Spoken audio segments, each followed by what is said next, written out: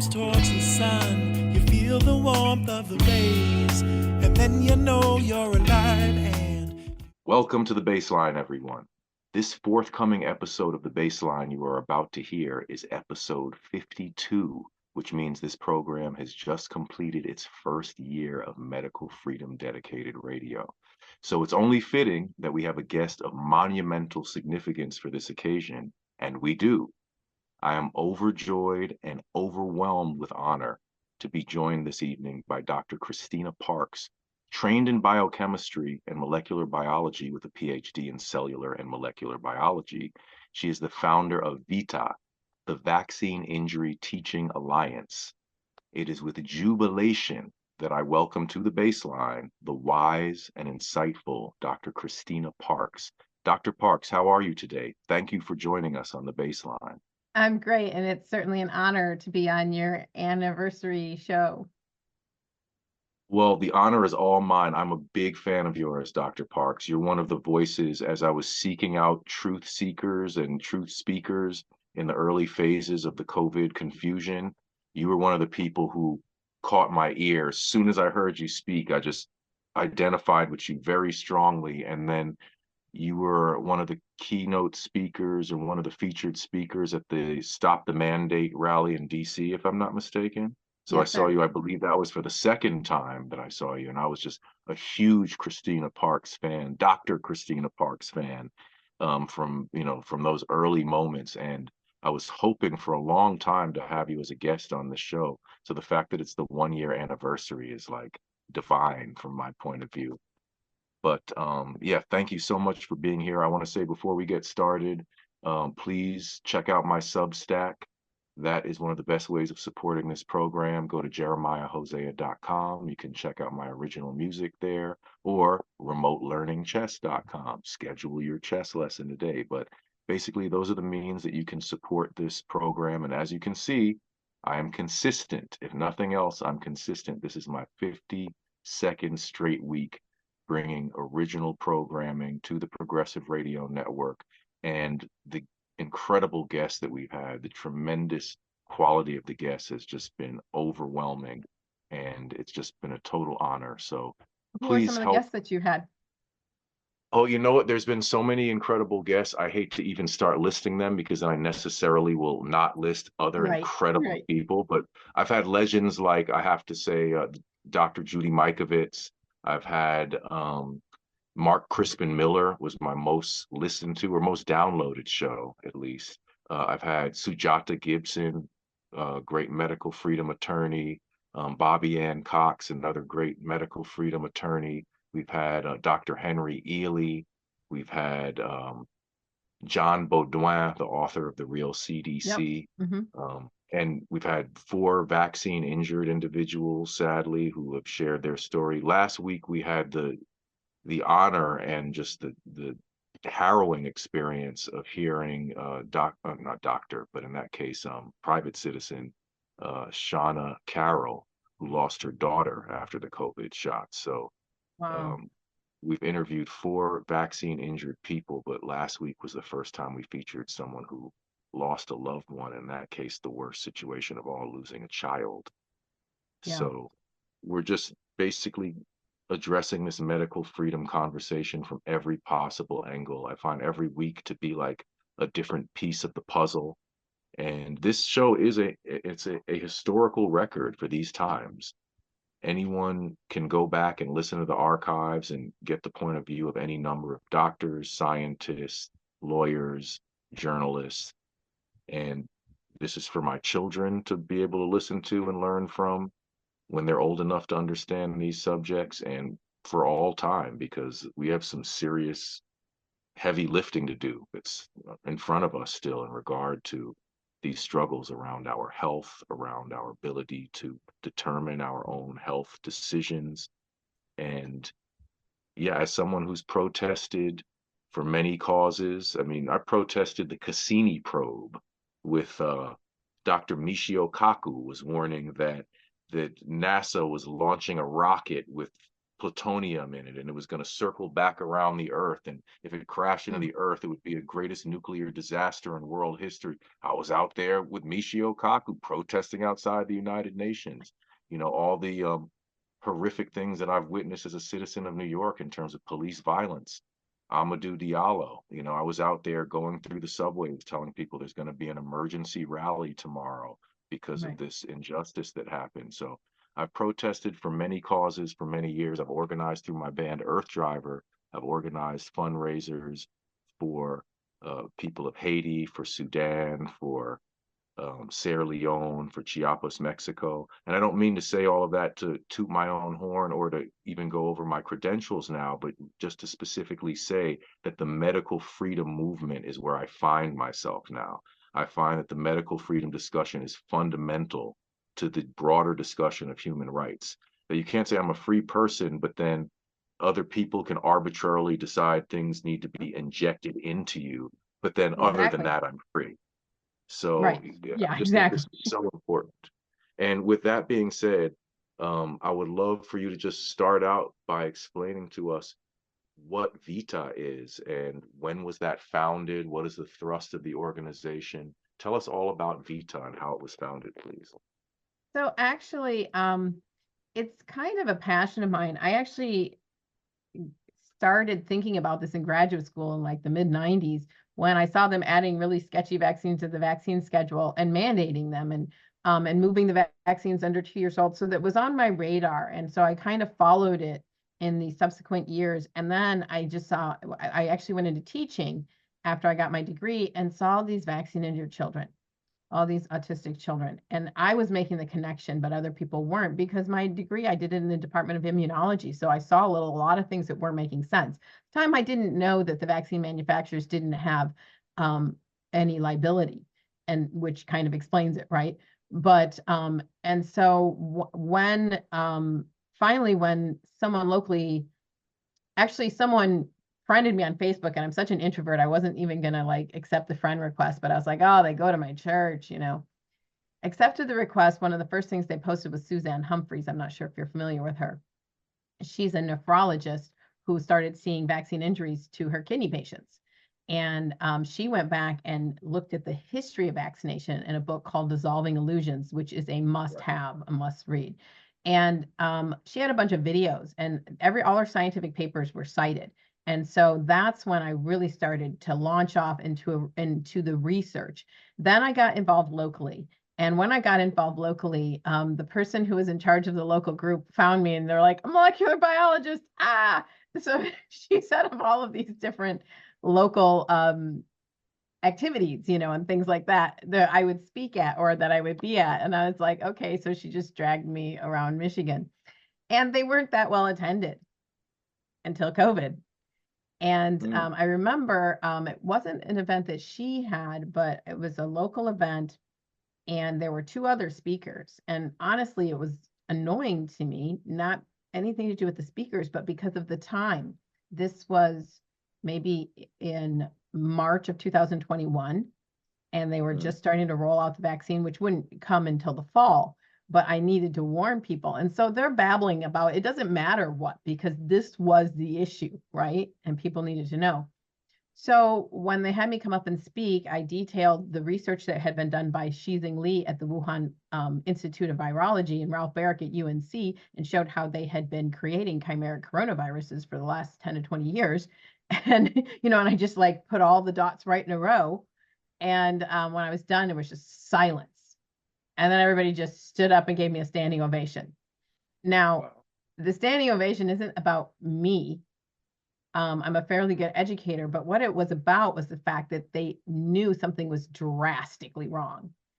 And Right. they had this gut feeling, but they couldn't put the pieces together. So that standing ovation was them having put all the pieces together in their mind and being so grateful that now they had actual concrete data to back up all the things they kind of intuitively knew, but weren't able to pull together.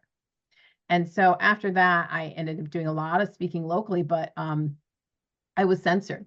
If you tried to post anything on Facebook or YouTube, and I spoke at a lot of political rallies, you would have your account deleted. Nobody knew who I was. but I was being Right. censored. If you tried to upload anything with my name on YouTube, wouldn't go anywhere. But people would ask me to speak, and like I remember one thing, I said, sure, I'll speak. And I'm like, there's no advertisings for this event. Like nobody's going to be there. I don't know what these people are doing, but they asked me to speak, whatever, I'll go. I get there, there's like 400 people there. And it's all these people, and they're like telling them to turn their phones off, leave their phones in their car, because there's doctors and lawyers and all these other people who want to know what's going on, but don't want record of them having been there, because, you know, they might work for Spectrum Health or whatever, and they don't want people to know that they're skeptical of this whole COVID scenario, right? But I was mostly speaking locally, and then I was invited to speak in favor of a bill that banned mandates in the Michigan House. And it was a 4-hour hearing, and we were asked to limit it to 6 minutes, which most people didn't do, but I really tried to limit mine. I limited it to 6 minutes. A homeschooling mom that I was friends with, I was working at a homeschooling co-op teaching science, and she clipped my part of it, and she uploaded it to YouTube without my name on it, and it went viral. And so that's when everything sort of took off. And I ended up doing some more stuff in the Michigan legislature, but I ended up being invited by a vaccine injured woman, Amanda Damian, who was an event coordinator, and she was from Michigan. I met her at the Capitol, and she actually was organizing Defeat the Mandates. And she said, I need someone we're gonna have a whole bunch of doctors there. I need someone to pull them together and create like a brain trust so we can figure out what's going on with this and actually get some, you know, like protocols to the injured. And I said, ooh, me, I said, I was born for this, please choose me. Yeah. And she was like, sure. And she said, come on out. And that was my main reason for being at that rally, was to organize the doctors. And we did have a meeting where we presented data that some different groups had compiled, and we got some perspective from some of the doctors, and we got, like, I was compiling their names, and that's how VITA was born. It was originally the Vaccine Injury Treatment Alliance. And that's where the concept was born, but then I had to still flesh it out. And so my speech was just like, well, if I'm going to be there, I may as well speak. And then Dr. Wiseman, David Wiseman, actually insisted that I be at the Ron Johnson hearings. So that's like a God thing. I was like, I don't, you know. So I was at the 5-hour Senate hearings as well. So that ended up being quite a weekend. But from there, I continued to contact with the doctors, and it was kind of a slow process. So what ended up happening is I was like, we've got to have a central clearinghouse of information. We need a place where people can go reliably and get information. And so what was my vision was one-stop shopping for everything, for information on the vaccines in layman's terms. I'd been to all of these sites where they told you what the excipients are. Who knows what an excipient is, right? Yeah, I was about I'm to like, ask. and then when they explain things, they do it in these they would just actually copy and paste it from like a scientific paper, and nobody knew what they were saying. And it's because a lot of people didn't want to get it wrong. They didn't want to get the science wrong, so they just copied and pasted it. And so I said, we need the science broken down into layman's terms. And so the idea was for both the childhood vaccines and the COVID vaccines to have one-stop shopping for information, and something nobody has ever had, mechanism of injury. So during this whole process, I know this is a long story, but during this whole process, I'm the one that parents would come to. I talked to, I don't know, do you know who the McDowell triplets are? Offhand, I can't say I do. They were in the movie Vaxxed, and Okay, are they they, the ones who had like excessive injuries, like all in concurrence with each other or something? yeah, they were triplets, and after one pneumococcal vaccine, they all regressed into autism over a period of 48 hours. So I ended up spending 4 hours with their parents trying to figure out, like, what went wrong here? What's the mechanism of injury? Because unless you understand the mechanism of injury, you cannot provide healing. And so everyone would come to me being like, well, this healing modality didn't work for me, or this is what's wrong here. And I was trying to figure out, like, even with the MMR, how is this vaccine injuring? I didn't see a mechanism for the MMR vaccine, honestly. But I believed the parents, right? I believed it was injuring. I just didn't know how it was doing it on a molecular level. And so, but at this point, I knew that I could actually, PubMed was available online. It used to be by subscription only. And, you had to work in a lab. And now you can go on and you can search for any paper and get the references and just keep researching. So I wanted to know how these vaccines were injuring so we could help people recover their children.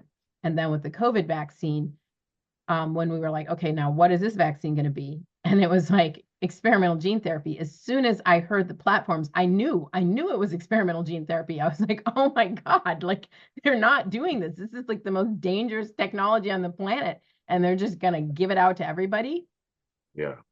And so because I was very familiar with the platforms, because when I was in graduate school, that was all the rage. Those two platforms, gene therapy was all the rage. Now we don't see that gene therapy. Why? Because it was too dangerous to implement.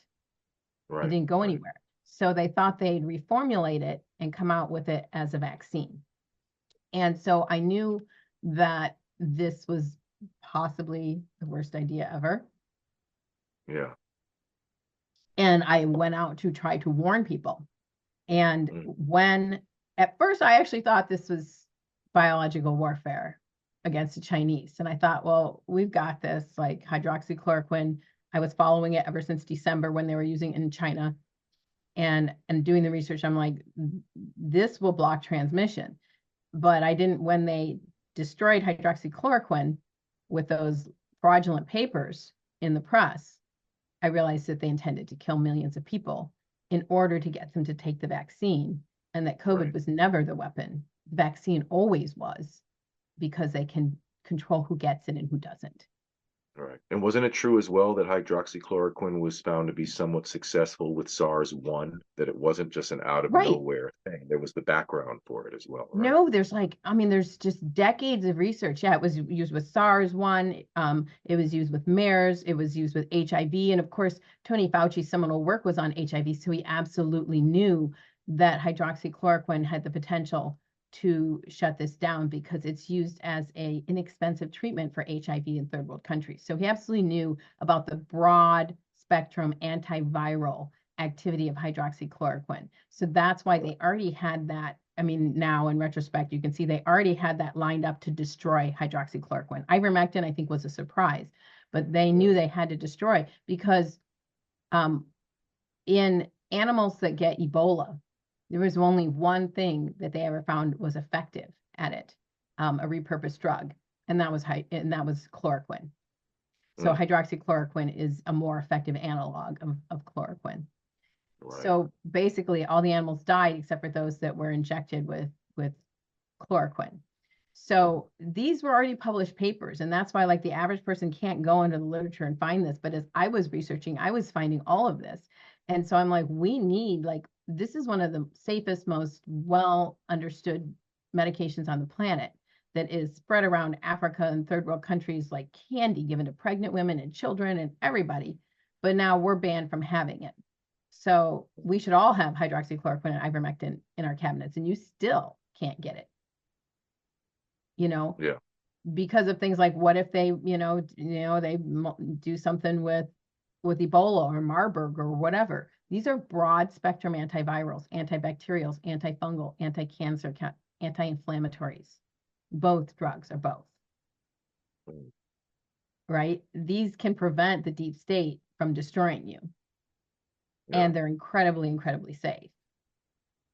So I was like, so when they destroyed hydroxychloroquine, I knew they intended, and I actually was sick. I just kind of grieved for several months because I knew what was going to happen.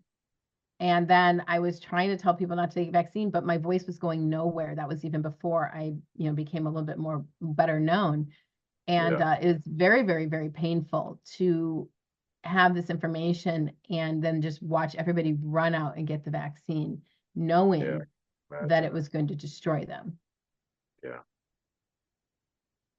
Yeah. I mean, wow, you speak to a lot of things. It's a phenomenal thing. This, as Dr. Erin Cariotti described it so well, the policing around the vaccine conversation, that they've been policing the language of it, which strikes me as so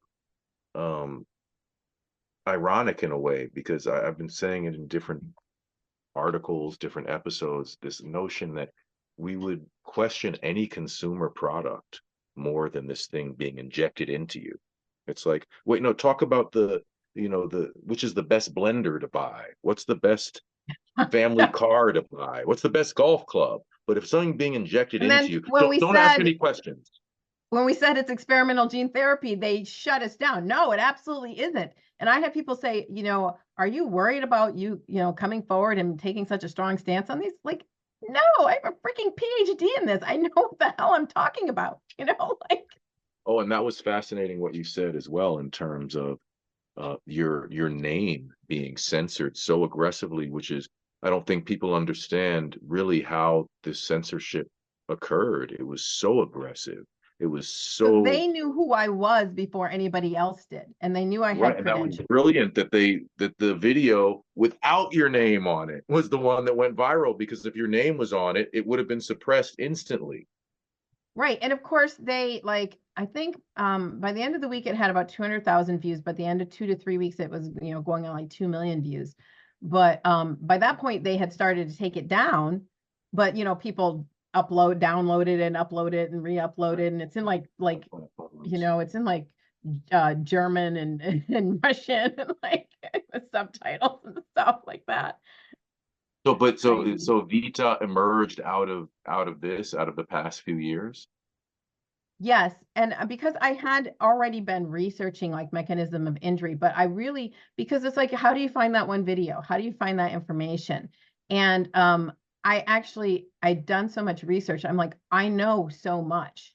How can I give this to people in a way that they'll understand? They don't have time to hunt down every video that I've done. I need a website that is one-stop shopping. And so not only do you get information on the childhood schedule and the COVID vaccines and the mechanisms of injury, it has links to a whole bunch of websites that of course are censored. So you go, like if you Googled Michigan for vaccine choice, it doesn't come up. It comes up on the 50th page, Wow. right? With the CDC and everybody else first. Like, and you can like kind of get around it by like living off the V off of vaccine or whatever. But like, so people aren't finding resources. And so I wanted a site that had links to all the resources, but behind my small paywall, which I used to pay for the website, basically it has health recovery information, because there's so many different issues. And people think, well, I wasn't injured by a vaccine, or I don't know that I was injured, so it's not for me. But the things that cause susceptibility to being injured by a vaccine also cause susceptibility to autoimmune diseases, to cancer, to all kinds of things. So this is really more general health recovery information and detoxification information and understanding genetic variants that predispose you information. There's a page for African American susceptibility specifically. So I want to continue. My next step is to put different healing modalities on there so that you understand, like, what is hyperbaric, what is ozone, what is NRF2 activation, what are these different things, and what might be appropriate for my circumstance, and how does that affect my body and bring it back into balance? Because there's so many people that were using really, really sketchy healing modalities that they didn't understand, or like the healing modality itself might be okay, but the product that they got was sketchy. And so I wanted to vet and be like, here are good products for using this, and how does CBD oil work? So that's my next thing, is to start putting that information up there so you can start educating yourself, because you can't go to your doctor. Everybody and their brother has autoimmune disease now. And I actually have on my website, I just posted a presentation on how chronic immune activation through, things like vaccination, but could also be through leaky gut, could be through having a virus reactivated in your body. But chronic immune activation leads to autoimmunity and cancer.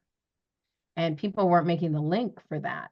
And so I take people right through the story with everything scientifically referenced, and the link, everything on my page has references to the papers so that you can go and find those. And so when whoever, your doctor, your father, your, cousin says, that's BS, you can be like, here's the paper, right? But then I explain it in layman's terms. So our health is absolutely under attack. Whatever they're spraying in the air, what they're spraying on the food, the glyphosate has destroyed our gut microbiome. So we're basically under attack physically. And people's health, once it reaches below a critical threshold, it spirals. And it's way harder to recover than it is to prevent it from spiraling if you, detox, take care of your gut. So I also just launched a spike detox protocol. I have the video up there on my presentations for members page. But I'm also going to have a whole page where I break it down part by part and give you all the scientific papers and the different product links and everything like that as well. So how do people find this? I want to repeat this at the end for sure, but I would like people Sure. to know, start texting people, folks. This is a real-time discussion. So as you're listening to the information, go right ahead and forward it to your friends. How do we find you online? So it's vi-ta.org, vi-ta.org. But you probably don't want to use Google. Somebody's like, it's not coming up, it's not coming up. I'm like, well, why are you using Google as your web browser? Like, what were you thinking? Like, Yeah, do exactly. you really think censorship They're is not invested real? in big pharma, so they don't want you to, they don't want you to Yeah, know so I about mean, literally, it wouldn't come up for somebody when they did Google. I was like, go to DuckDuckGo. Like, i-ta.org. yeah, so Okay, see so if it comes now up for you. yeah, we'll please everybody check it out right away and forward the info right away and write it Right. down. And if you go to my my Twitter X page, which is at Dr. C Parks 1, at Dr. C Parks 1, there's a QR code you can scan there. My Instagram is epigenetic healing. I was trying to be stealth at the time because I was so censored. But it's epigenetic healing. And I also post a lot there, and it's in my link bio there, a link there. So on most of my socials, I do advertise it quite often. So Okay, that's excellent. So my next question for you is a really broad one, and it's sort of a running question that I have. I'm curious about every expert's opinion about this in terms of what do you view as the fallout, the health fallout of mass mRNA injections over the next 5 to 10 years? I mean, I could just say anecdotally, I see a lot of harm being done around me. I've researched it. I believe strongly that people are being injured. I think people are dying at unusual rates. I think, astronomical rates, yes. yeah, the Yeah, death death, huge amounts of between death excess death and and also, and then of course disability. the infertility, the Yeah, disability and infertility on the front end in terms of people not being born in the first place. If, right. there would have been, Or stillbirths and these we've had, children, it's destroying their stem cells, which they need to make all of their other cells. So I don't know how these children that are born from people who had the vaccine are going to fare going forward. And right, if they are children going to heavily develop, impacted. debilitating chronic So problems yeah, because, between excess death, fertility issues, the young children being injected with this stuff, the gene component to this, that we're not just talking about toxic elements, we're talking about a genetic issue, and right. I So don't know, yeah, the let me term go is, through a yeah, couple of the please just things take that your are going to time happen. and tell us the truth, I mean, Yeah. irrespective of how scary this is. So the first thing, I'm just going to deal with people who've just had COVID, which I'm included. I've had it like 4 times. We're seeing a subclinical gut infection. The vaccine actually was contaminated with a plasmid, which is a piece of DNA that is in bacteria that can be spread among bacteria. So the vaccinated could also have spread this plasmid to our bacteria, and we may have a plasmid encoding the spike protein in our gut. And research has shown that both it's destroying our gut bacteria, whether it's the one with the plasmid or the actual SARS-CoV-2 virus, whichever, it's destroying our gut bacteria and it's infecting our gut cells. And it's setting up chronic subclinical gut infections. And that sends the spike protein actually throughout our body. It causes leaky gut, causes chronic immune activation, which is, of course, going to cause like autoimmune issues. But it also sends the spike protein to our brain, and it's causing brain inflammation, can't really get out of the brain. And so people are ending having brain inflammation and brain fog.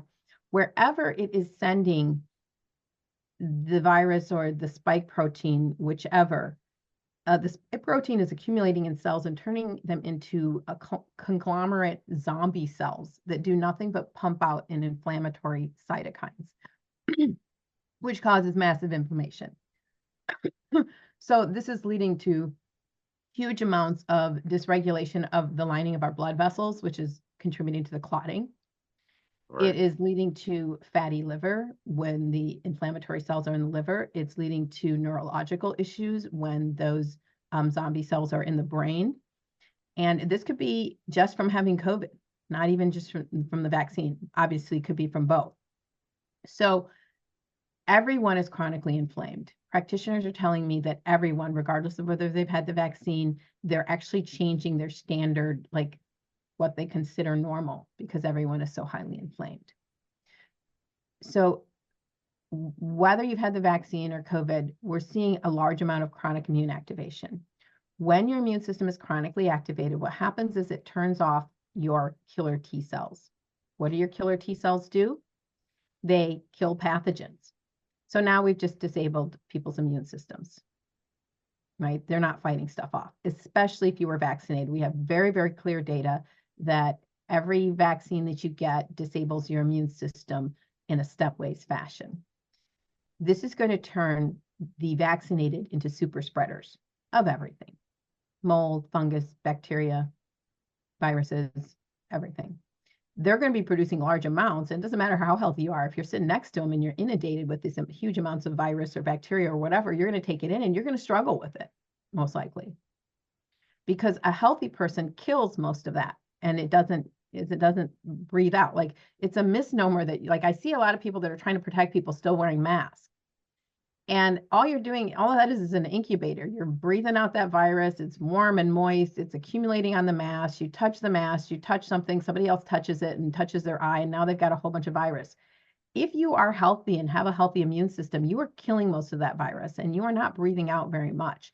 And if you want to kill more of it, well, gargle with, saline with a little bit of hydrogen peroxide or a little bit of iodine, or even, they were just showing, a little bit of lemon juice. They were showing that these very, very simple green tea destroyed 99% of the virus, not without sugar in it, right?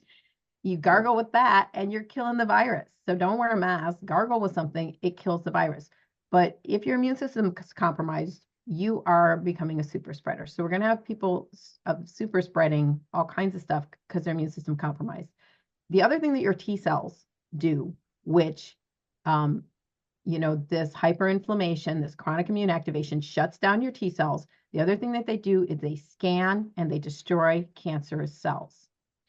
What most people don't realize is that you get cancer all the time. And the reason that children historically never got cancer is because they have really, really strong T cell immunity. And those T cells would recognize any aberrant or cancer cells and destroy them before cancer could get set up. And in you and I, we could have cancer and then our body would destroy it. And maybe some cancer would come back another time, your body would destroy it. Or maybe you have a small tumor, your body keeps that in check until something happens and your immune system gets weak. Maybe you have a car wreck, maybe it's a divorce, maybe it's bad eating habits, whatever it is. Then if your immune system is no longer keeping that tumor in check, then that's when all of a sudden your cancer grows and it's diagnosed and every other thing. This is why some people had cancer in remission, and after the shot, it just exploded, and within a couple months, they were dead. So we are going to see huge deaths from cancer. We're going to see pleiotropic deaths from every cause, because whatever your particular vulnerability is, this is going to get right into it. If it's cancer, you're going to die from cancer. If it's heart disease, you're going to die from heart disease. This causes myocarditis, because this is going to crank up inflammation, and inflammation drives every chronic disease.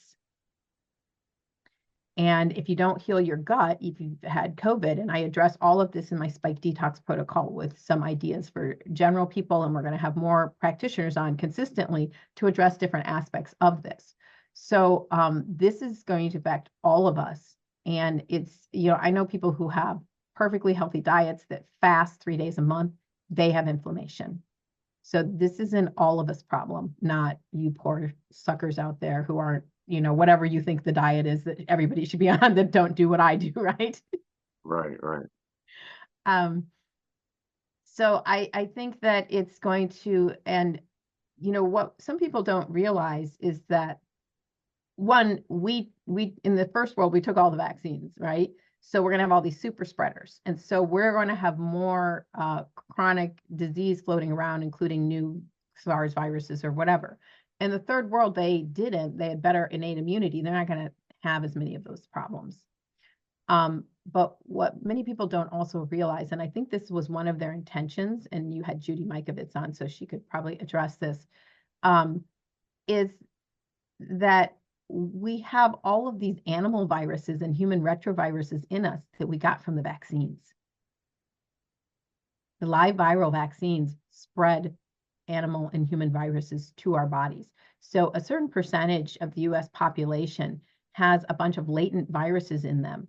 And COVID actually either activated them, or I think what happened in a lot of people who spiraled is they either had one that was active or it was activated by COVID. And then they had more than just COVID. They had this other virus like Epstein-Barr virus or whatever it was.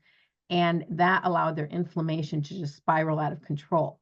So I think one of their tactics was they knew that they'd spread all of these animal viruses such as SV40 from the polio vaccine into the human population. And they wanted to cull the people who had those so that if they were tested for in the future, they wouldn't find all of these vaccine-derived viruses in the human population and be able to be blamed for it. And in truth, people who have those viruses and they don't, this is where everyone's like, I have all these health issues and I don't know what's wrong with me. You probably have some virus that you don't know and nobody knows even to test for because it came from the vaccines and nobody's talking.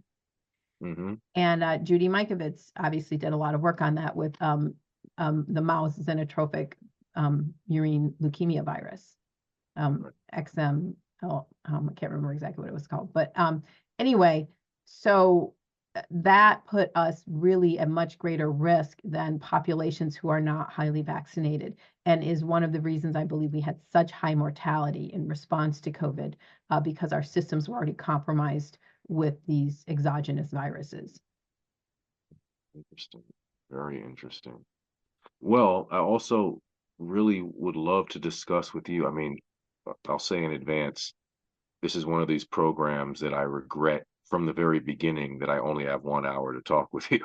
It's like, oh, we can go a little bit later. It's up to you. Oh yeah, I mean, in terms of the airing of the particular program. Actually, the archive could be longer. That's possible. Tomorrow's show is just 1 hour. So maybe we'll do that. Well, I think we started at like 22 after. Yeah, I think so, 20 after. And like you said, we actually could go a little bit longer and our show will get like faded out on the live broadcast, but in the archive, when it's uploaded, the longer discussion will be there. So maybe we could go a little bit further and it's not the end of the world. But I do think it's just a really important and interesting conversation in terms of how this relates to the specific concerns of the Black community, the African American community, the American African community, whatever you prefer to say. I found it to be ironic. I was thinking about it quite a bit in anticipation of this interview. It's quite a remarkable thing, actually, that Black people are the most vaccine hesitant, and with very good reason, historically speaking, yet are sort of underrepresented significantly, I would say, in the medical freedom movement.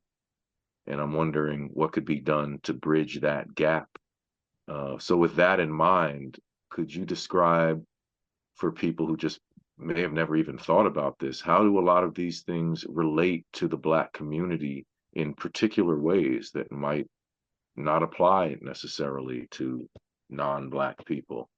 Right. So I just interviewed Dr. Brian Hooker, and actually I clipped his videos because they are so important. And I put most of them on the free section of my page because I was just like, people need to know this. So you can go under the live viral vaccines and hear his story of his son was extremely damaged by a vaccine. And he called the CDC. He has FOIA'd the CDC every month, for the last 20 years.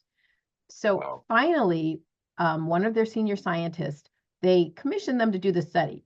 Does the MMR vaccine cause autism? So they weren't going to measure vaccinated versus unvaccinated kids. So they measured vaccinated versus vaccinated kids. Who's going to find anything?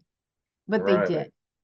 They found when Black boys were vaccinated on time at 12 to 15 months, they had almost 4 times the risk of autism than if they were vaccinated late after 3 years. That's not even comparing to them to if they were unvaccinated. So maybe it's 10 times higher than if they were unvaccinated. And the data was very specific to Black boys. And this is one of the areas where I was like, what is the mechanism of that? Turns out that because we come from very hot, sunny areas, ancestrally, we have mutations, many Black people do, where we don't degrade RNA viruses. And so our Caucasian counterparts in the North were very used to seeing viruses, and they would degrade a lot of them. And so when you give a live viral vaccine, measles, mumps, and rubella, 3 live viruses, what that does is it's much, much higher dose for an African American. Now, the secondary thing is that people from this area also historically, ancestrally, had to deal with the scourge of malaria, which we do not fully appreciate today. And I was actually just counseling with someone who has a different thalassemias. And so this has to do with your red blood cells, and you have 4 hemoglobin molecules. Well, what developed is that if your cells became unstable when they were infected with the malaria virus, your spleen would clear them, and it would also clear the virus out, and you'd be more likely to live. So people who were carriers for things like sickle cell, for alpha thalassemias, beta thalassemias, there's a whole range of them, or something glucose 6-phosphate dehydrogenase. All of these, what would happen is when the cell was stressed, the red blood cell, it would blow up or envelope, and the spleen would clear it out and clear out the pathogen, the malarial parasite. So it was actually a health advantage in terms of living. It may have made you slightly anemic and, kind of tired and stuff like that, but you weren't dying of malaria. Okay? Because you might go through a crisis when you got it, but your body would clear it out very quickly. So we have way, way, very, very high mutations of those. And that's what Sheila Ely just died. And she told me, she said, yes, I'm a carrier for glucose 6-phosphate dehydrogenase. Her son, and this is chronicled in the movie Vaxxed, her son Temple was given 2 MMR vaccines and became profoundly autistic. And later, when she tested him, he had this variant. It's a metabolic enzyme that when it's sex-linked, so women have 2 of them. So if one of ours is mutated, we still have another. Men only have 1. So if it's mutated, you're SOL. And if somebody gives you a COVID vaccine, you could spiral, all of your red blood cells could blow up, and you could need a blood transfusion, and you go in there and they don't even know it. They tell us that they test all of us for it. I don't know any of us that know that we've been tested for it. She didn't find out until years later that that's what caused her son's autism. If he had had a transfusion right away, he might not have severe autism. So these cause our red blood cells to blow up or involute or be taken out or whatever. And 1 in 10 men of African descent have that variant of G6PD that can cause their blood cells. And this is in to blow up or whatever. And this is in response to, it's called hemolytic anemia. This is in response to medications, to vaccines, to all kinds of things. And we don't know. And nobody seems to care. And they're like, it's taken care of. It's not a problem. So between the 2 of those, and then the other thing is because we're getting a larger dose of the MMR, because we don't have this enzyme to break it down, we're getting a larger dose. It actually is affecting our toll-like receptors, which are actually just really hyperactivating our immune system. Okay, so that is very specific, and it also relates to prostate cancer, which is another thing, in prostate hyperplasia. That same enzyme that is supposed to break down the viruses, the RNA viruses. So, and they're finding that prostate hyperplasia might be accompanied by the actual subclinical infection of the prostate with these viruses that we got from vaccines that nobody knows they have, like XMRV. from I Judy know Mikovits. offhand, I know 4 men who, by all accounts, were very healthy men who have prostate issues since their COVID injections, anecdotally speaking. Just Yeah, well, it's gonna super drive inflammation. So, these are the issues that I try to break down step by step because as you can see, they're complex. Everybody wants to have everyone wants a simple conspiracy theory. I'm a real scientist, and if you try to tell me yeah, a yeah, virus right. doesn't exist, I'm not gonna go there. Yeah, yeah, I'm Um, curious about that stuff, but yeah, I don't. but you can see that these issues relate to us specifically. And Dr. Ely told me that her health was fine until she had a health crisis. And she's a carrier for G6PD. And they tried to tell her because she had one good gene that she's fine and no problem. But after she had that crisis, her health never recovered and she could never get back to normal. So I'm here to tell you that, like, if you have these different variants and if you have some of these thalassemias or whatever, that you really need to safeguard your health because the medical establishment is just going to give you a party line. And so, Sure. in terms of reducing inflammation, in terms of making sure your oxidative stress doesn't get high enough that your blood cells start, blowing up. Yeah, I mean, like you say, the party line, it seems to me this general problem of the industrial complex, right? And a health industry or pharmaceutical industrial complex brings like very particular set of problems that go along with it that aren't just like launched out somewhere, but are like now affecting your population when you're not healing people, right? You're trying to do this business that starts Right, not exactly. corresponding with And healing. they don't even want to hear it. So most doctors don't even know what they're doing, or they don't know how they're contributing to the problem because they don't ever get that information. And so that's what I wanted to, it's kind of overwhelming because in our first year with VITA, before I had the website up, which just launched in February, I actually met with practitioners twice a month, I believe. I don't know, we met quite a bit. So I've got like 20 or 30 lectures where we were talking to each other and educating each other. And sometimes, a lot of times, it's the practitioners that come on. These are chiropractors and naturopaths and functional medicine doctors and regular doctors because this is information that they were never getting. And so I also have, parents of vaccine injured children who've been educating themselves for 15 years and they're wanting to do a deep dive. And I have people who are just getting started. So I have information for those who are just getting started and information for people who want to go really, really deep. I have both. A lot of the science is really complex, but some of the answers aren't. Like, go outside and take off your socks and stand on the ground. It's not that deep, so that you can ground. What does that do? Yeah, It's kind of complex, but you don't need to know all that. yeah. I was making it a point this summer of doing that with my children every day. Mhm.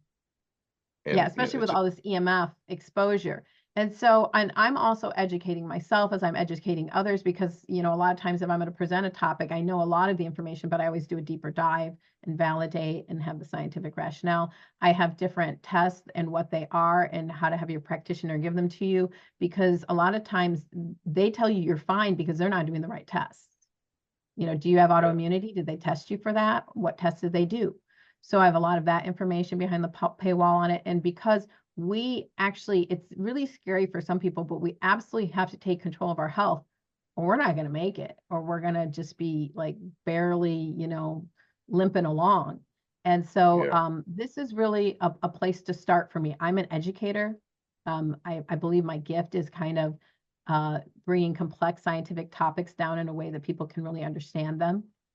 mm, And so that is my goal with my site. And also, you had asked a question on the email that you had sent me, what is it that we need to do in the medical freedom movement?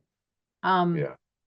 Definitely want to get into that. people, yeah, people need to be aware of, like, with credible information of what's going on. People have this idea, we're coming into an election cycle that somebody up there is going to fix it. If we just get Trump back into office, because that worked the first time, even if you Yeah, were for Trump, he didn't get it, he was blocked at every turn, right? yeah, So and it's just, I mean, we have to take control ourselves. So when I went up to the mission, to I went to DC in 2018. I went with the McDowells. They told their story of their 3 children regressing into autism within 48 hours. I presented the science. Some of the strongest science we have is how aluminum in the vaccines causes autism. It's a pretty open and closed book. It's pretty direct, and we have the scientific papers to show that. It's on my website.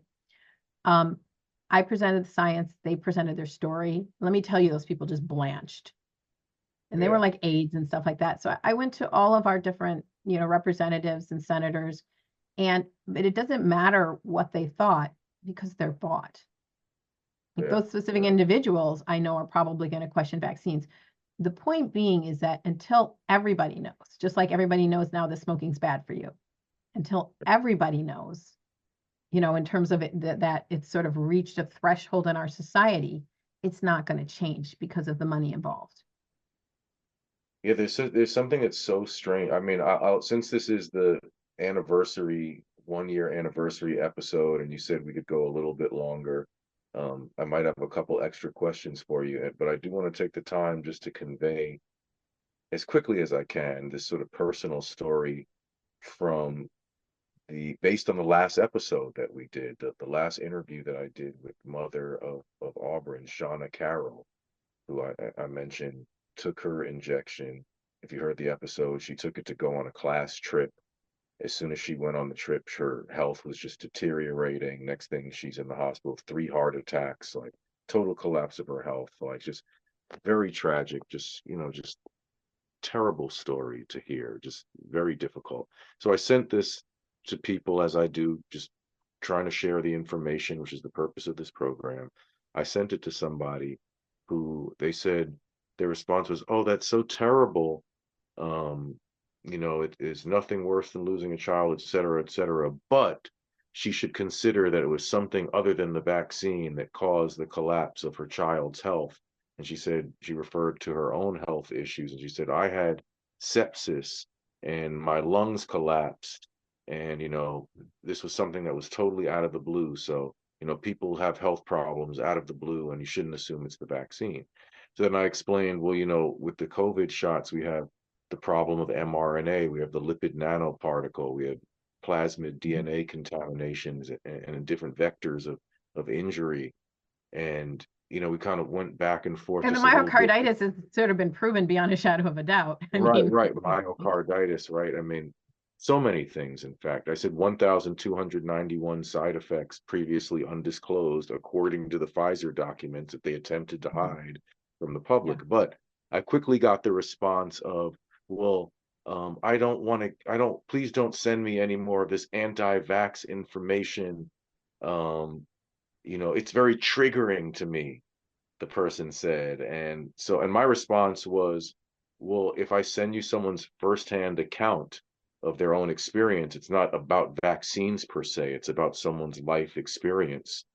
And they responded with hostility to me, saying, "Oh, you're not respecting my boundaries, et cetera, et cetera." Okay, well, we'll leave it alone. I'm not going to so-called harass somebody with the truth. But I'm so taken aback by this, as I said before, this policing of the language around the vaccine conversation. What is it about vaccines where, I'll say, hey, I'm not a scientist. I don't claim to be. I'm a musician. I'm a chess instructor. I'm an independent journalist, et cetera. But I'm also talking to someone who's not a scientist by any means. They went to school and got a liberal arts degree, and they work in media or whatever. Right. Why are you so convinced that these things that are being injected into people are perfectly fine and could never possibly cause harm? To me, it's like the equivalent of being in denial if I told you there was a Goodyear tire recall or something. Like, we're talking about no, because it necessitates too much of a personal change.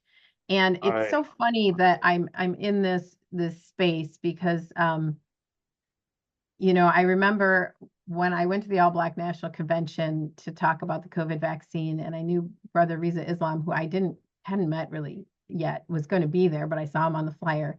And I thought, he's from the nation, and I'm just thrilled that they're against vaccines, but I don't need to, pursue that kind of a relationship, working relationship with him, because like I've got enough controversy.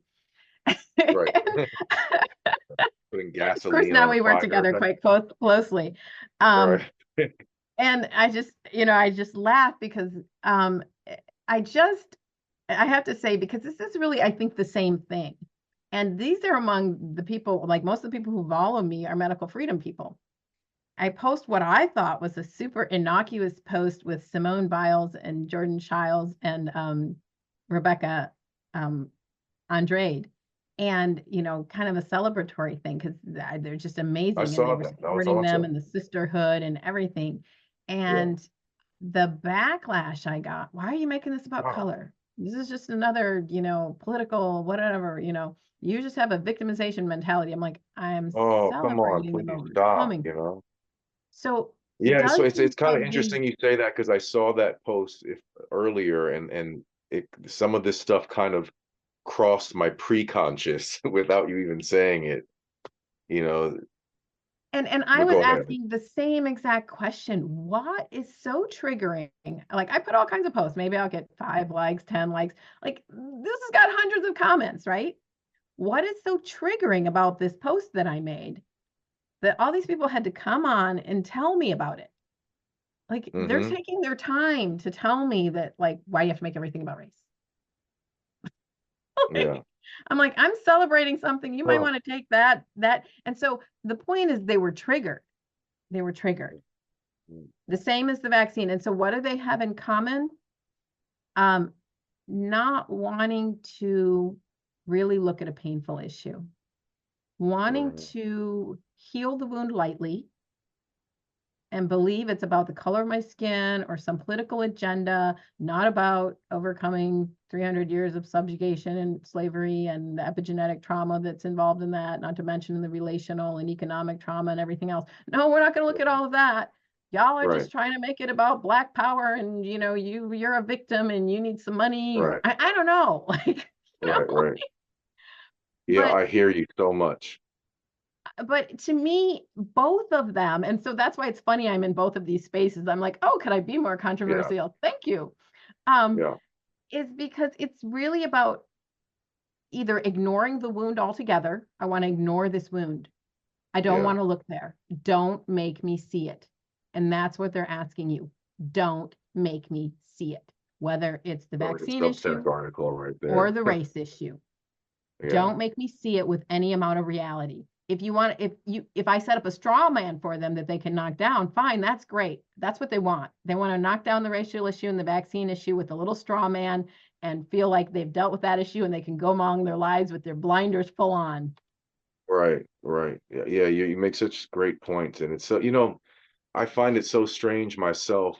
I, I sort of stuck between a rock and a hard place when it comes to some of the contemporary racial discussion because I feel like so-called like BLM, the Black Lives Matter movement, I just consider that to me like a watered down form of Black nationalism. Like to me, I'd rather get Well, back I to mean, the isn't original. it like a lot of it's Soros funded, like a lot of it's funded by the deep state. So like, there you Right, go. right, right, Yeah. right, Just ultimately. And that fake, kind of fake Black nationalism. yeah, exactly. So it sort of takes the conversation to an inauthentic place, and then people react to that and never Right. have to get back around to addressing the issues that are front and center. And for With any me, nuance and intellect. And it was so, to me, it was so exactly. demeaning and degrading because I'm a PhD. We were talking about this with the personality types. I'm an Yeah, intellectual. And so to right, come on and just assume without me, this was not a political post, right? If you saw it, I didn't have right. any commentary on it until, the discussion. And to assume that you know what I think, Yeah, you've spent your, most of these were white people. They were all white people that came on with the negative commentary. And you've thought about it for how long? A few minutes. I thought yeah, about this for more than 30 years. I've been looking yeah, for authentic, nuanced solutions for more than 30 years. And you're going to come on and tell me about myself. yeah. And it's So, I mean, yeah, and one thing that I mentioned to a friend just yesterday that a keyboard player friend of mine, a Jewish American young man, and not as young as he was when he made the comment when we were on the road traveling many years ago, but a great and simple point in regard to civil rights in the United States is that for whatever the civil rights movement accomplished in a matter of decades, we have to understand that simply a much greater amount of actual kinetic energy was put into harming and oppressing Black people, subjugating Black people for hundreds of years. And then we have this other significant effort to try to reverse that, but it's actually a much smaller amount of energy that has been put into reversing these things than the And monumental amount of harm that was done in the first place. I love that, because that's exactly how I see it. There's a psychic wound and an amount of psychic energy, if you know, and some people maybe don't see it that way, so they don't really relate to it that way, of harm that was created. And you cannot heal the wound lightly. You can try, but it's not going to be effective, because until you open and drain that wound, you can't move forward. And if you push it over here, it's going to come out another way. And Right. so, you know, that's why, and it's the same with the vaccine injury. They are don't want to admit it, because then they would have to compensate all those families. So they don't ever want that ball to start rolling. Yeah, you know, I have to take the opportunity, because we're discussing this, to tell a quick story just to make a point that I think is a good point relative to what we're discussing, which was, I think the last time I was stopped in the streets for, walking while Black, basically, when I was just in my old neighborhood, actually in Queens. I lived in Queens for over 20 years, but I had moved from Queens. But as a chess teacher, I was going back to my old neighborhood to teach a chess lesson in like a Mhm. kind of on the nicer side of Forest Hills, kind of an Mhm. affluent little section in Queens. And I was on the phone with my grandmother, of all people, and the cops started sort of circling me, and they wanted to question me. And I'm like, I'm on the phone. They're like, well, we need to talk to you. I said, okay. And I just put the phone down, but I didn't hang up, so my grandmother Mhm. could overhear everything that was happening. And they're like, well, what are you doing in this neighborhood? And I said, well, I'm actually here to teach a chess lesson. Well, where was the lesson? I told them the address. Well, what are you doing? I was on the phone with my grandmother, and they're questioning me. And then I said, grandmother, I said, I'm being like harassed by the cops. I don't think I said harassed, but I said, I'm being Mhm. questioned by the cops. And, I didn't do anything. He said, well, tell me their badge number. So I said, I reported the guy's badge number into the phone, because my Uh-huh. grandmother was on the phone with me, and we actually recorded the man's badge number. And I filed a complaint with the Citizens Complaint Review Board, which Mhm. I didn't really follow up on it, honestly, because I followed up on it once, and as it was an Right. ongoing process, I was advised by a few people that, hey, look, it's not going to go anywhere. The Yeah. people who are sitting in these review boards are looking at horrific cases, and they're Right. not going to Right. really be very moved by you just being like stopped and questioned on the street. Mhm. But I just describe all of that to say that in making that complaint, an official complaint to the Citizens Complaint Review Board, or whatever, Civilian Complaint Review Board, whatever the acronym is, I wasn't trying to cite personal trauma, to be honest with you. I could have said it was a traumatic experience. I was terrified or whatever. No, I wasn't terrified. I was You were just saying the annoyed. system's broken, that this is even happening. Exactly, exactly. So that's exactly my point. Is I would like the ability to address these things from a technical point of view, and not it always being deflected back to my so-called psychological state, and the fact that I felt bad or this affected me. And no, this is not policing. First of all, I'm paying for these people to protect me as a taxpayer, and they're harassing me and engaged in non-law enforcement, which actually the funny part of the story. I said, well, why are you questioning me? They said, well, the cars were being broken into in this neighborhood. I said, well, you didn't see me getting in and out of any car. Mhm. So if you're looking for someone who's breaking into cars, you're way off track in your Mhm. investigation. But yeah, I just wish people could understand these things in terms of, well, if we appreciate history, then we have to study history and contemplate it, and think about how it affects the world that we live in today, not just Well, and personalize everything to the extent of what I don't want to feel personally and what I think you're feeling and so on. Well, how about addressing the facts of the situation? I think it's with both, vaccine injury and the race issue. There's, absolutely the need to see the damage, to see the wound, and to actually come up with, as you said, academic solutions. And so, this is why we vibe, right? We're kind of on the same page with both of these. We're not trying to go out there. And the thing is, because in the political arena, the emotional, like, and that's what some people were coming on my page. Well, how are you oppressed? I never said I was oppressed. I just posted a picture. Right. And also, you know, and I'm sorry to say, but hold on a second here. Like for people who want to just be in total denial of this, yeah, I mean, if there's certain history books you need to be directed towards or whatever the case may be, please don't be in denial of But the they were not incredible. open to any sort of Right. education. And that's what you were saying with this vaccine issue. They want to set up a straw man, knock it down so they can feel like they've dealt with the issue and then move on in their lives with blinders on. And these are two issues that have a huge amount of psychic harm, especially with the COVID vaccine that has been dealt with. And so, like many people, I see myself as a healer, coming forward. And, we all have different talents, and this is mine, understanding deep scientific complex papers that nobody else can read. Yeah. But to educate people about health issues, but really it's at a much deeper level. And we're going to have to provide a space where people can see and be seen and heal. And there's a lot of people that don't want to do that. So that's going to be a challenge. It is. You know, it's a great point that I think Anthony Braxton, well, I know who made the quote, but I think it's a great point, is what I mean to say. The professor from Wesleyan, but first of all, the incredible jazz composer, saxophonist, multi-instrumentalist, Professor Anthony Braxton has reiterated the point that I think is such a great point, which is ending racism is not for Black people. It's for people. Just like ending sexism, it's not for women, it's for people.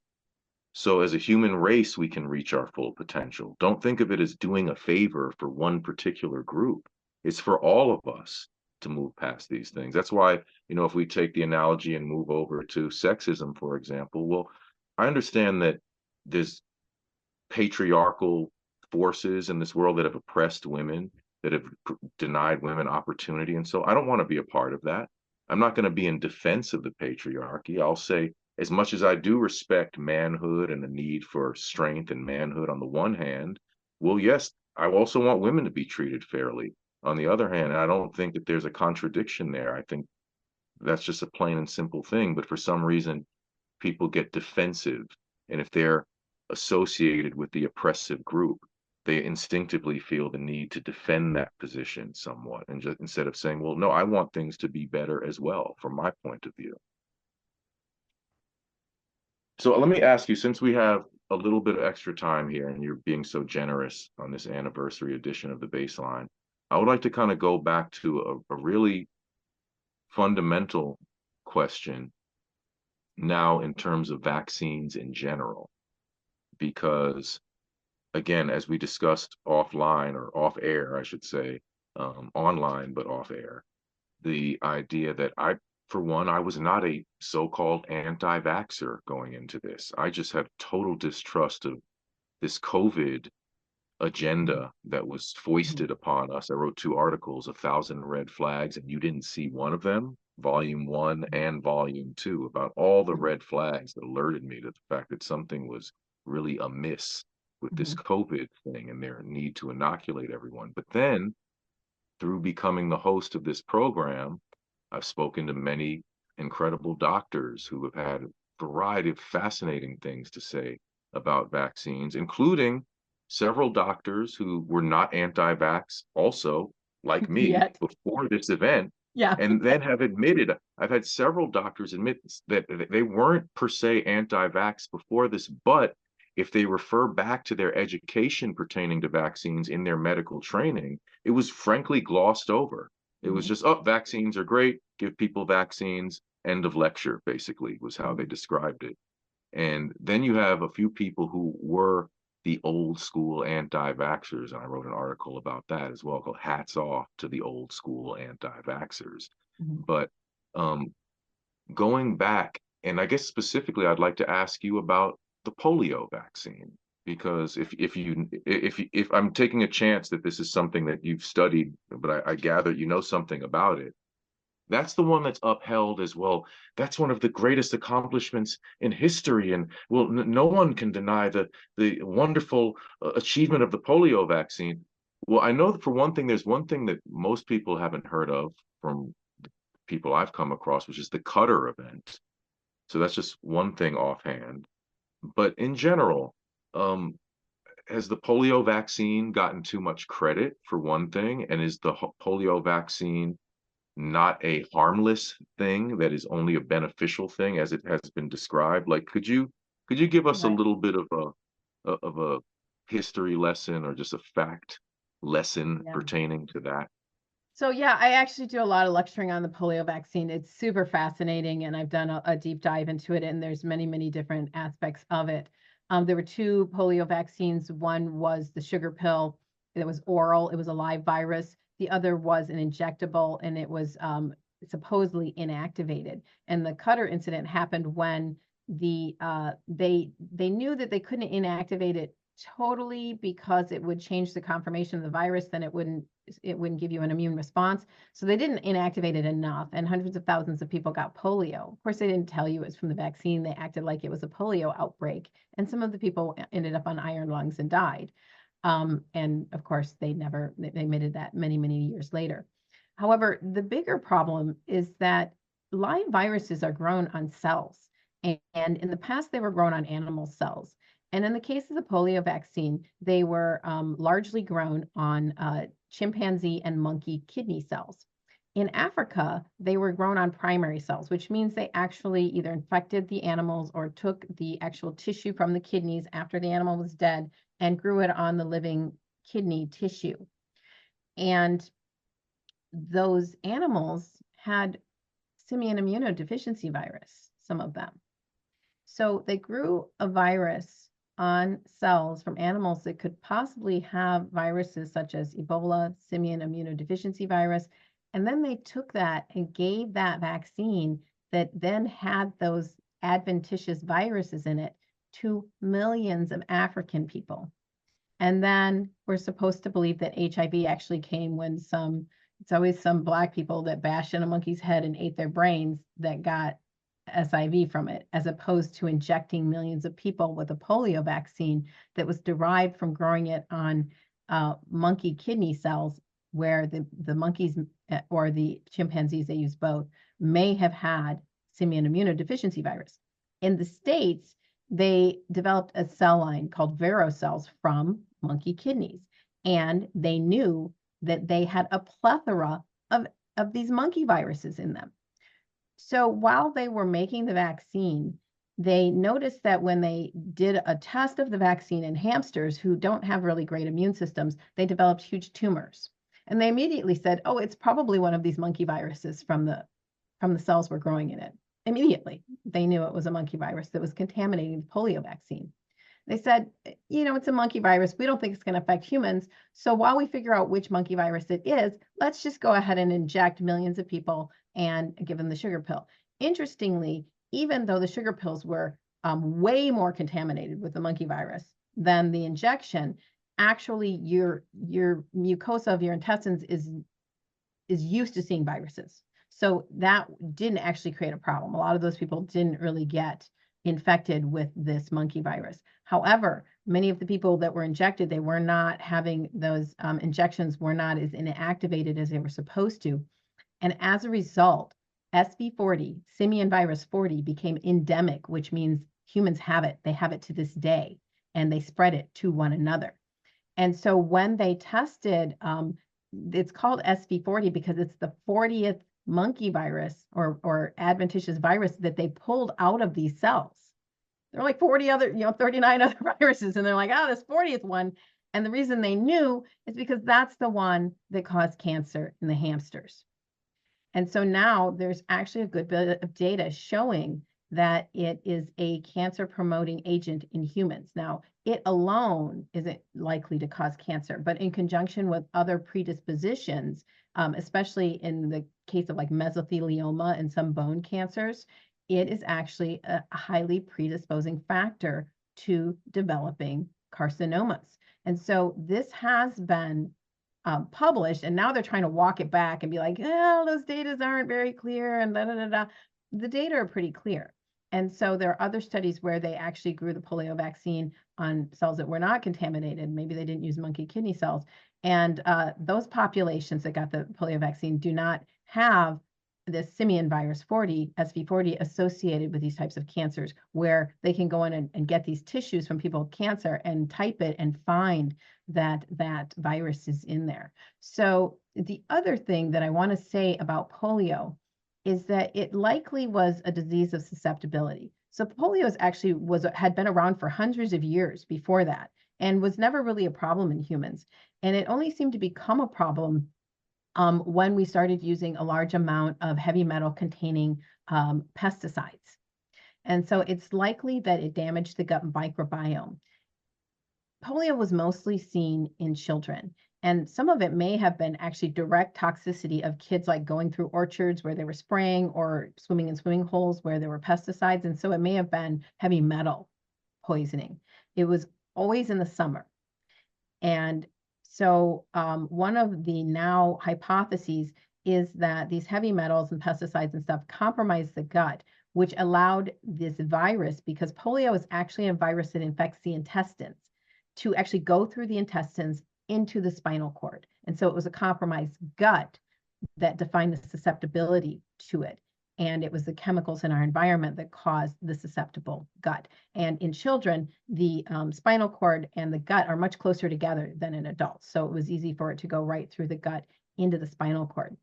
One of the reasons I say that is because when they actually went and typed the virus that caused the polio, so they actually did that experiment, about a third of them who were diagnosed with polio actually had poliovirus. About another third of them had other viruses, such as echovirus or Coxsackie viruses, that we've never had a vaccine for. And the other third of them had no virus that they could type at all. Then, when they came out with the vaccine, they very quickly changed the diagnostic criteria. Before the vaccine, the diagnostic criteria were that you had any limb, paralysis in any limb or combination of limbs for 24 hours. After the vaccine came out, you had to have paralysis for more than 6 months to be diagnosed with polio. So that means if you ran through an orchard and got some heavy metal poisoning, or whatever it is, and your neurological system reacted and you had some temporary paralysis, you were diagnosed with polio before. After the vaccine, they would just ignore that. So in the end, the polio vaccine was not effective at preventing the spread of polio. It sort of died out on its own. And this is a very complex discussion. Obviously, I'm sort of summarizing it for you. It was contaminated with a cancer-causing monkey virus, and it was never the full cause of polio. The other thing that I will say is that overseas, they still use a live polio vaccine. The inactivated one we use in the States is, I'm just going to tell you, it's pretty much worthless. The live one, it has 3 strains of polio. One of them mutated back to wild type and is spreading vaccine strain polio that causes paralysis in the third world. And when somebody comes with that vaccine strain polio and starts spreading polio in the US, and especially when people's guts are compromised, they're going to say it's because people didn't get the vaccine when it was actually spread by the vaccine, because it's a live virus. So that takes me to a question I would love to ask, which is sort of just the general knee-jerk reaction of people who, in most cases, are actually rather ignorant to the subject, but have been taught that there's a very simple explanation for these things. What do you say to the people who automatically say, oh, so you're an anti-vaxxer, so you want to see the return of polio and measles, and you want to see, if we didn't have vaccines, everyone would be infected with all these diseases, and we'd just be living in this disease-ridden society, and our life expectancy would drop in half again and whatever. Do you visualize the collapse of society and human health with the removal of vaccines? Well, and actually, I just uploaded one of Brian Hooker's clips where they've done the study, the vax versus the unvax, and of course, the unvaccinated children are so much more healthier. And those studies were so important because some of these things, like allergies, were 30 times higher in the vaccinated. Ear infections, many, many times higher in the vaccinated. Things that we actually weren't expecting or necessarily looking for. Many people were looking for autism and things like that, but allergy is one of the highest. And that's not surprising, because when they want to create a model of allergy in mice, they inject with aluminum, and that's what's in the vaccines. So I would say that we're moving into a new paradigm of how to support the human body. Now, 200 years ago, we can see where they would want to give you a weakened form of the virus so that you wouldn't get the full-on smallpox or whatever it was. But the truth is, only a few people, it's health and it's hygiene and good health in terms of vitamins and minerals that actually cause the decline of diseases, like things like tuberculosis and diphtheria and other diseases. There are many diseases we never had a vaccine for that went away because we had good sanitation and we were having better health. You know, when we were in the Industrial Revolution in European cities like London, living in squalor, close with really poor health, yeah, you're going to see the spread of disease. So the question now is, how do we support our systems? Because this vaccine program has produced the largest health decline in the health of the world, possibly in the history of the world. I mean, our chronic health issues are out of control. And so it's time to take a step back and realize that we have done way more damage than good, and that most of these vaccines are ineffective. So one of the things I ask is, do you get a flu vaccine? So how come you have to get one every year? So this is what I do. I try to ask people questions, right? And sometimes I'll get nurses and I'll be like, well, does the DTaP vaccine prevent transmission? And they're like, no. I'm like, well, how does it work? You know, and I'll just keep asking, and then they realize they don't know. And I'm like, I'm happy to tell you how it works. You know, it actually binds and neutralizes the toxin, not the bacteria. So you can have a full-on bacterial infection that you're spreading to everybody without any symptoms, which is critically important if you go and take that to a newborn who hasn't been vaccinated and give them whooping cough. So I tend to ask a lot of questions. So you got the flu vaccine. Does that work every year? Well, how come you have to get a new one? How do you know that it protects? What's the number of people that need to be vaccinated to protect one person? Is everybody that gets the flu vaccine protected? Get them thinking about it. Like, I don't know. And at some point, one of the questions you ask, you don't have to ask a whole bunch at one time, just occasionally, they'll want to know the answer, even if just so they can shut you down. So I think that's a really good way, is just to start asking questions, because then they'll realize, like, well, yeah, how come some vaccines I have to get every year and the other ones I was told are for life? And, you know, if they're for life, then which ones? And then why do you need a booster? And, you know, so, and just bringing up like, well, how do you make a live viral vaccine? Well, couldn't you get the disease from that? Could it mutate back to wild type? I'm just curious. You don't have to answer it. Just leave it. Right. Yeah. I mean, I've shared some anecdotes pertaining to the flu vaccine on this program. I have a very good friend who's a regular listener to this program who lost her mother to the flu vaccine. Her mother took a flu shot, felt terribly ill, and then died just very quickly, just almost immediately after her vaccine. I have another friend, a friend of a friend, really, who was a super healthy guy, fitness instructor, and in great physical shape and health conscious as well, not just fit, but fit and healthy. Somehow was convinced against his better judgment, had never taken a flu shot. So, oh, you really should take a flu shot. Somehow he was convinced of that. He took a flu shot. Again, his health started deteriorating that day to the extent that he had some sort of, for lack of a precise term, a Bell's palsy type of just collapse of facial muscles. And now, you know, has basically spent the past 2 decades trying to put himself back together. Yeah, there was a moment where Bobby Kennedy was in an interview, and there's a moment when he realizes his voice problem was a vaccine injury. He was already advocating against vaccines, but he never made the connection with his voice issue. And then one day he's like, well, this happened. And you can see the connection being made, that he had gotten a vaccine and very soon after developed his voice issue that he has. So there's so many people. And like when you think about how they mandated flu vaccines and DTaP and stuff for medical professionals, you know, and this they is mandate the flu shot for preschool in New York City. Preschool. Yeah, New York is just terrible. And of course, New York, California have the highest autism rates. And then our communities are disproportionately affected because we have so many single mothers who just cannot be bothered. Like they're like, I've got to work. I can't, like, they don't have options. And, Right. during COVID, everyone was like, well, we're all in the same boat. I'm like, no, we're not in the same boat. You're At like, all. you're rich with a pool in your backyard, and I'm a single mother of like 3 children living in Harlem or whatever. Do you know what I'm saying? Yeah, Who has to go to work absolutely. as a nurse or whatever it is.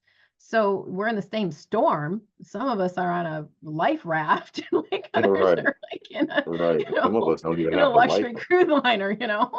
Yeah, it's serious. And that, and that's something tying back to the race portion of the discussion earlier that was so infuriating to me, honestly, was this notion of the people who were waving the BLM flag just a moment ago are now in total disregard of the disproportionate harms that their mandates have on the Black community, which is on paper the most vaccine hesitant group, and rightfully so.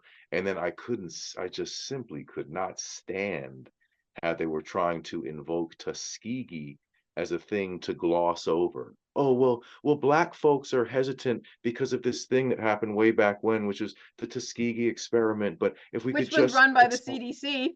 right, which was run by the CDC and which is history.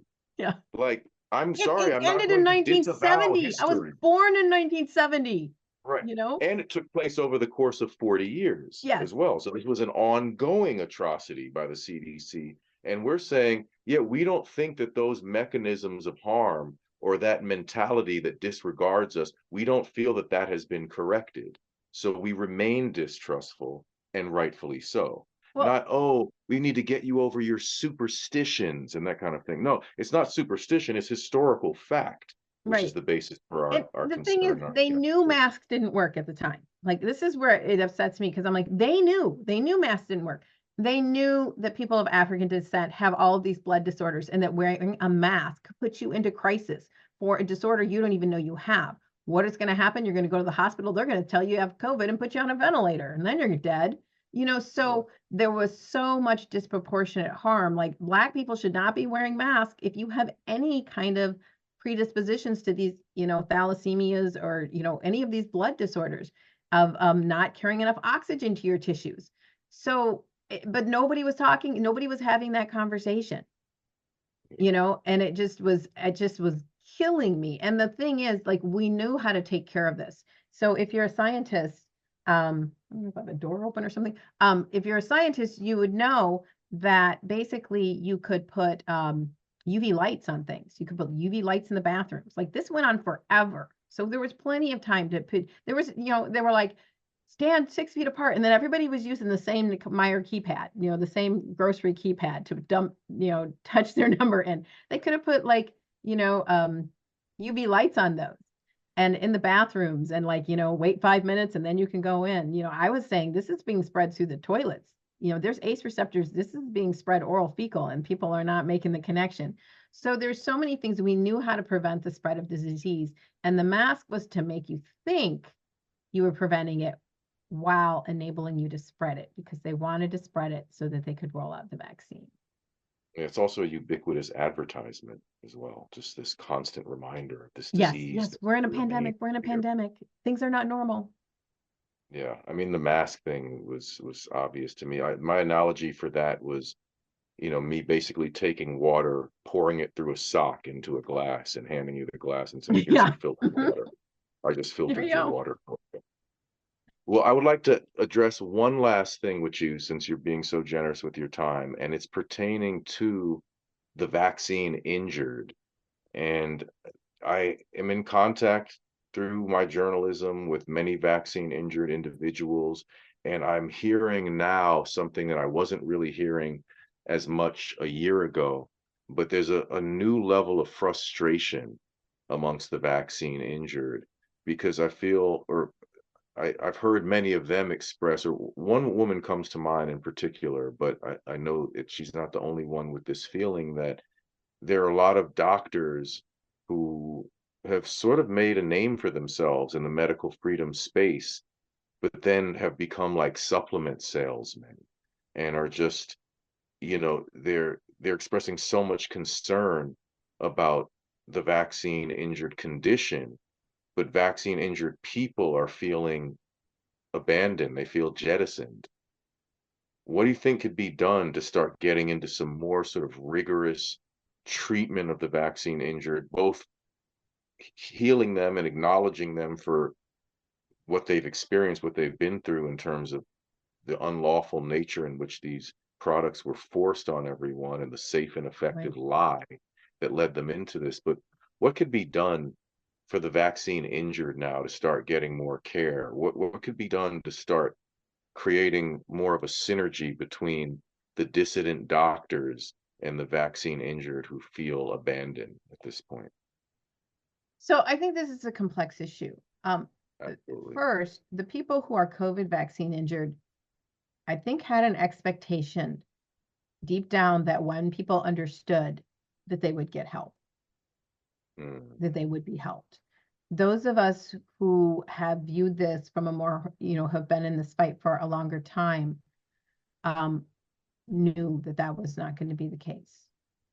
And it's, um, just like with the slavery issue, or whatever, it's a mind-numbing evil, right?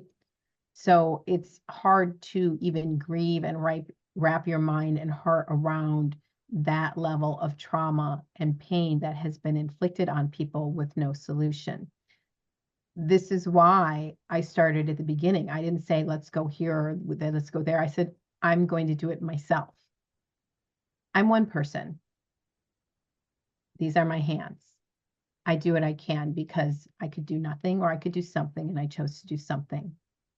I cannot save the world, but I can do whatever I can do.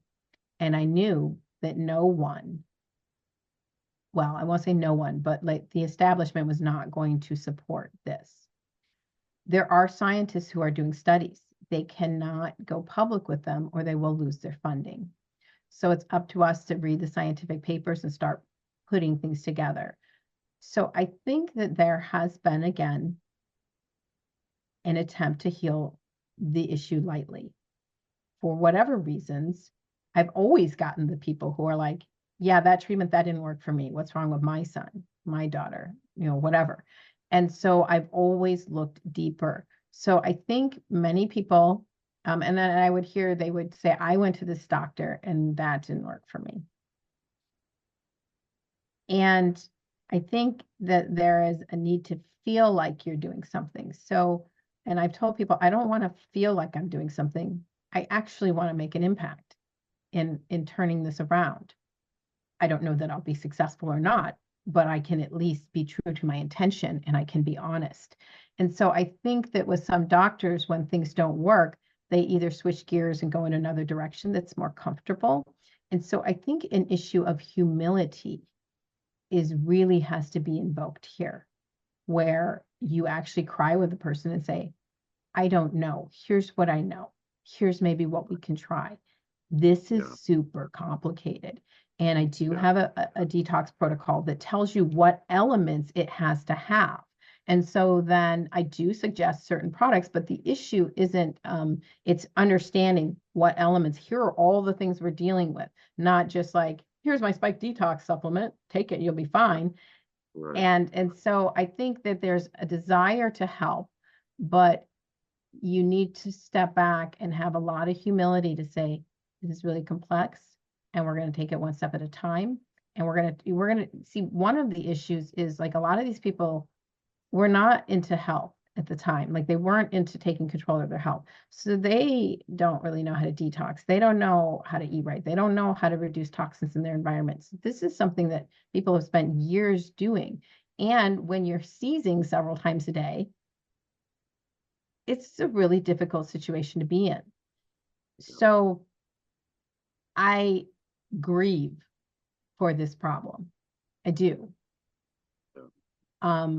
And it is in essence something like, slavery or something where there is trauma and people are going to continue to be hurt and people are going to continue to suffer and people are going to continue to die.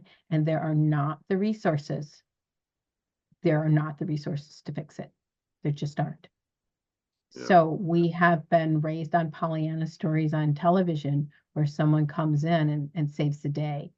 right. And the more proactive you are, I do believe you can set the intention and that the body is an amazing thing and that you can find resources and you can heal. But many people aren't in that space. And so there are not the resources for us to bring healing to everybody. Yeah. And that is a trauma, a mass trauma to all of us that we are going to have to admit and deal with. My goal is, like, I don't bring somebody on because they were on this show or that show or they're popular or whatever. I bring somebody on because I think they have a piece of the puzzle.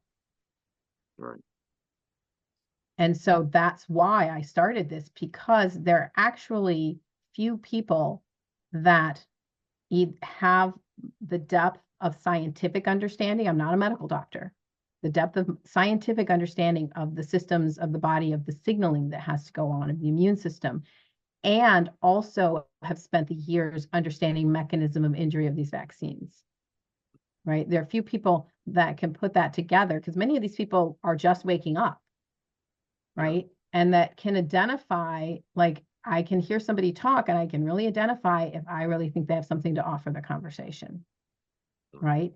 But I have to tell you, like, we're in the Stone Ages here. But for the grace of God, I do believe, metaphysically, I believe when we ask, it's answered. So we don't always have to understand the science. Like, there's people who, can recover their health by following their intuition. I do believe that, right? But most of us aren't adapted at following our intuition. We're adapted going to the doctor and getting a pill. Yeah. Yeah. I mean, healing is a challenging thing in general, right? Like, we can't just say, well, because this particular injury was the result of an injustice, therefore, help us and make us better. Well, you couldn't just say, well, help me and make me better if you got injured in a car accident. We just Right. do our best to repair the injury, and Mm-hmm. and it is, the mind body connection. Again, I'm no expert, but I do think there is something to be said for, like, the coherence of the individual, the mind leading the healing process, visualizing your healing. Right. But I mean, these people are so injured, the brain fog and I mean, I sob with them. I can't even imagine Brain trying to go through fog, their day. isn't brain fog another way of saying brain damage in Yeah, some their way? brains are damaged. They have lesions, they have seizures. I mean, the stories, because I know a lot of vaccine injured, right? The stories are just, I mean, they make you want to, and I just take that and I set it aside and I go back to work and I go back to work and I go back to work. And then I have to remember I'm only one person, and that, God, the universe, whatever your belief is the one that has to bring healing. And I just ask, to the degree that I'm open, bring it through me. And I'm honest. I think that there's just absolutely critical to be honest and not hope or pretend that you're offering something that you're not. Yeah, that's a very So that you profound. can maintain your status or your reputation, or, people coming to you, whatever it is. Well, those are some outstanding points. I want to thank you so much, Dr. Parks, for everything that you do, for your incredible voice in this struggle, for your wisdom, and for taking the time to be here this evening. The program will be aired tomorrow at the usual time from 1 p.m. to 2 p.m., and then it will be archived on Monday from now till the end of time. But yeah, All you right. are Well, if you're still phenomenal. watching, go to vi-ta.org, vi-ta.org. And this is something that everybody should have bookmarked, so you can send it to your niece when she's pregnant, or you can, whatever it is. And then many of you will want to join for, I mean, there's a lot of, short clips, 2 minutes, 5 minutes, 10 minutes, how to detox. We have PDFs on, like, clean products, so you don't have to do all this research yourself, to, reduce toxic load. And so the idea is, I think, and they're really necessary for all of us. And I actually go to my own website all the time for information, because you can't remember it And, all. it occurred to me, I don't mean to go on and on here because you've been so generous with your time, but I would like to share a thought with you. I'm actually working on a new article, and it's an interesting question to me. If you take, for example, the supposedly 81% of people who took at least one COVID shot in this country, I don't know what the claim percentage Crazy. is worldwide, but one, I mean, 81% in this country took the shot, but those 81% are not pro-vax zealots per se. Right. Like a small percentage of those people, I'd say, are the real tried and true Hmm. pro-vax zealots. You have a bunch of people who took the shot one way or the other. They were whatever they're at it, who didn't take the second shot because of their terrible reaction to the first. Hmm. So now you have 60 something percent who are taking two shots instead of one. But then you have a bunch of people who had no medical interest in taking the shot, but they took it because they were coerced in one way Right. or another, and ultimately with their jobs, Right. right? And some people had the luxury of saying, "Oh, I didn't like that job anyhow. I'm going to get it." And other people had three kids to feed, Right. Right. and they're facing homelessness as the Yeah. next step of what would happen. So Right. start teasing through, well, what did that 81% of initial recipients consist of? We're dealing with a lot of people who are not actually pro-vax whatsoever and Right. need to be given information, like you said, educated in the subject, and ideally given a voice to ultimately Hmm. say, hey, you know what? I agreed to that and I didn't feel comfortable with it. Which is Hmm. another question I have maybe for another time, but I find that to be a fascinating question is what is the long-term health effect, first psychologically, but then physiologically, of being forced into a medical procedure that you don't feel comfortable with? And I You think know, a lot what of if a people are in denial, and I think that's why there's that cognitive dissonance when you try to share information. They're like, "I was kind of forced into it." It's like kind of like sexual assault or something. It's like you just block it out and try to pretend it didn't happen, and maybe then you can just live your life as if that little incident didn't happen. And Yeah, suggesting like you find out you're pregnant or you have an STD or whatever it is, or you have some medical problems from the COVID vaccine. A lot of people, I think, actually deny that it's from the vaccine because it's too painful to go down that route of right. cognitive dissonance, and but then it's going to allow it to occur again. Right, it's too painful on the one hand, and also in a lot of cases, I think there's a medical background to the negative effect they've experienced, but they were just told safe and effective. They trusted that. Right. They didn't look into it whatsoever. But for example, I have a member of my family who was a total vaccine zealot, has had two eye surgeries since receiving her shots, had no problems with her eyes in particular Hmm. before. Well, maybe she would say she did, I don't know, but she's had serious eye problems resulting in two surgeries. I sent her a scientific paper saying COVID vaccines linked to ocular degeneration. Hmm. And she's, oh, don't send me that nonsense, that conspiracy stuff. It's a scientific paper. It wasn't a conspiracy theory. It wasn't an Hmm. article claiming it was an actual paper, just as a title. Yeah, COVID no, I've vaccines seen linked it. to So ocular yeah. degeneration. Yeah, exactly. So, even at that phase, people will still engage in denial. Right, They'll go because all the way to the brink. they do not want to change their life. They do not want to change their life. And the My own world, mother, my dad died in the hospital while I was at Defeat the Mandates. I was trying to manage his care remotely. He ended up being taken to the hospital with EMS when his oxygen saturation went too low, and he died at the hospital. From a lack of appropriate care. They were supposed to send him back home with a oxygen machine where he could continue to receive like hydroxychloroquine and the stuff I was having my family give him. And but they didn't. They wouldn't release him. And so fortunately he died with just in a few days with instead of some long drawn out terrible thing. Um but when I mention anything to my mom, she doesn't want to pursue it at all.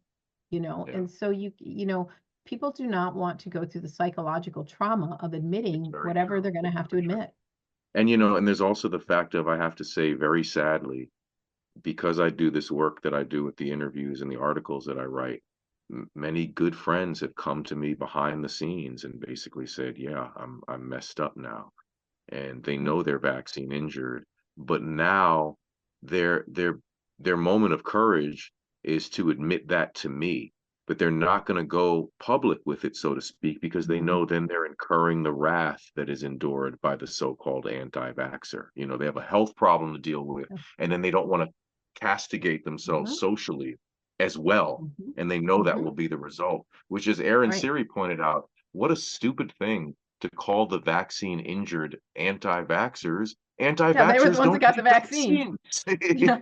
right? They trusted the vaccine and got injured by it. Mhm. Don't call them anti-vaxxers. Anti-vaxxer didn't take the vaccine. Right. But again, thank you so much, Dr. Parks. You are truly not a national treasure. You're a treasure to the human race. Thank And you. continue your great work, and please keep me posted with anything that you're doing. I'll do whatever I can do within my means to publicize or support or whatever, but I think you're just doing such outstanding things.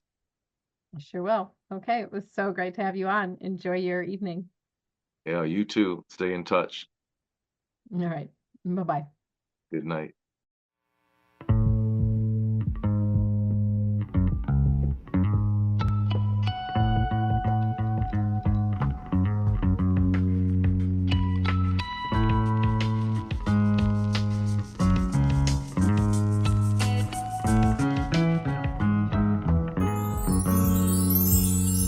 When you walk with open arms towards the sun, you feel the warmth of the rays, and then you know you're alive, and you don't have to be afraid of anything, 'cause you know the truth, and the truth is love, yes it is.